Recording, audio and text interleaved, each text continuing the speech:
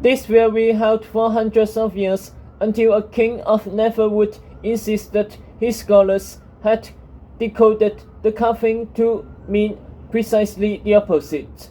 Man is the pan's true king. According to those scholars, the Storian needed a master. The woods needed a master. This, in turn, sets off a series of wars between kingdoms, each fighting to claim the Storian, only to see those victorious suffer a grisly fate.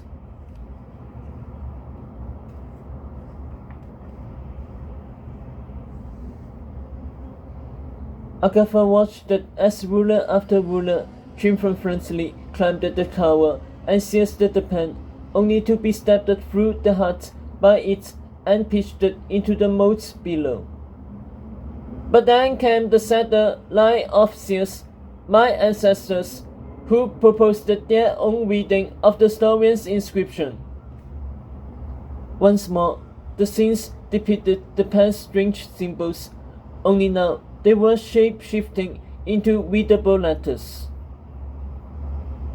When man becomes Pan, the one true king will rule. Agatha studied these words. She could hear pirates outside and harsh scraps against the schoolmaster's tower, like hooks and arrows hitting stone.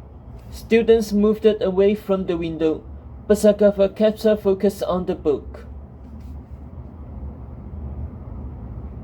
Leaders clashed over the meaning of the Satyr theory. Was the Storian encouraging man to fight the Pan, or was it ordering man to bow to the Pan as king? The Satyr theory then only added fuel to the fire that divided the woods. Who controls our stories, man or Pan? The letters on the phantom Storian referred to the unusual symbols.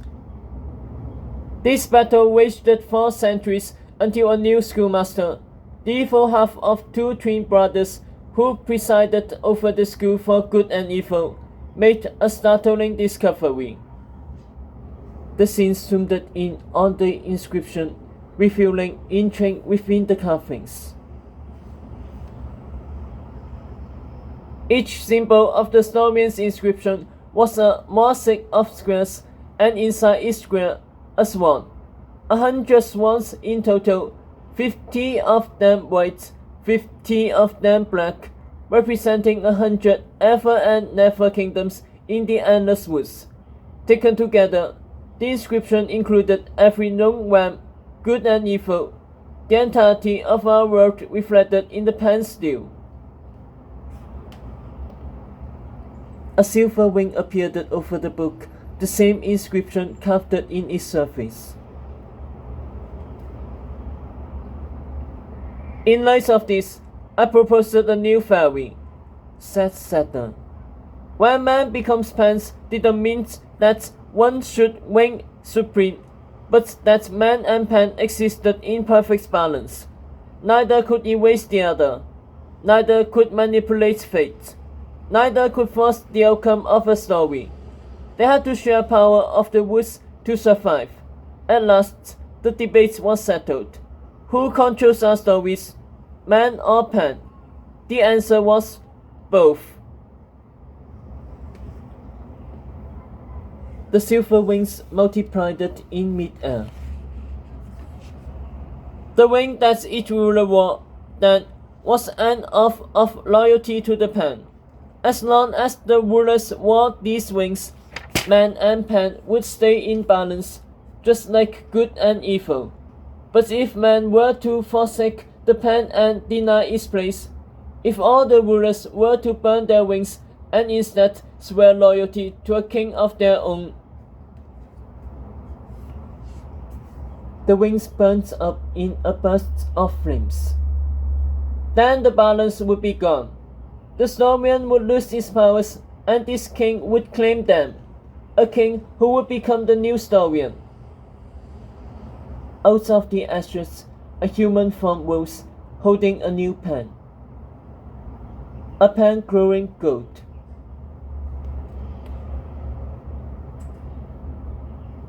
This king, the one true king, would no longer be bound by the balance. he could use his pen like a sword of fate. Each word he writes would come to life. With its power, he could bring peace and wealth and happiness to the woods without limit. Or he could kill his enemies, enslave the kingdoms, and control every soul in the woods like a puppet master does a puppet.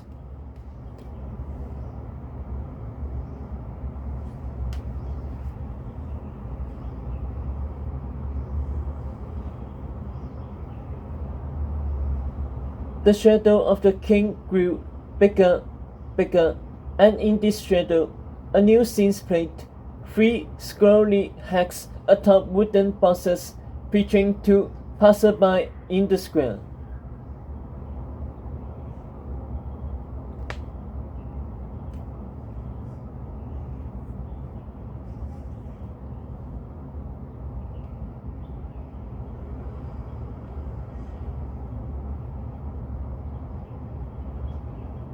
My theory was widely dismissed, likely because no one wanted to entertain the thoughts of a single man possessing so much power. To reject my theory was to keep the wings and the balance of man and pen intact. And yet, there were some ardent believers, most significantly the Mistral Sisters of Camelot, who King Arthur brought in as his advisors before his death. Other proponents included Evelyn Sadler, former dean of the School for Girls, Webstram Wook, grandson of Captain Hook, and Queen Yusu Wu of Frostwood, who believed that she was the one true king. But in the end, the solidarity of the woods prevailed, their wings uniting them in trust of the sacred pen.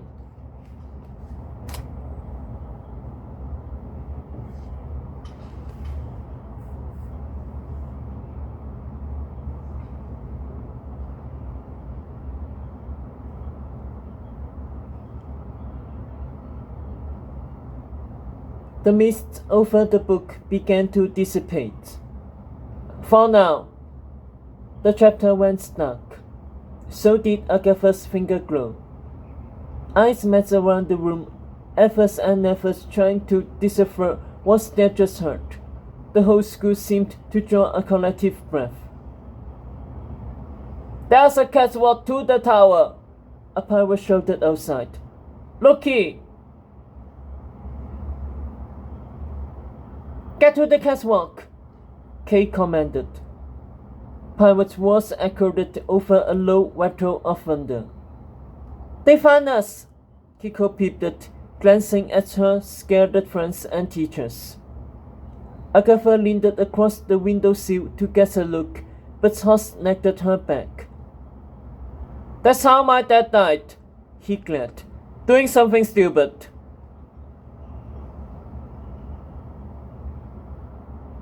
"I don't get it. Stormwind knows we're in trouble. That's why it sends us to that book," Annabelle muttered, rubbing her bandaged arm. "How did any of that help us?"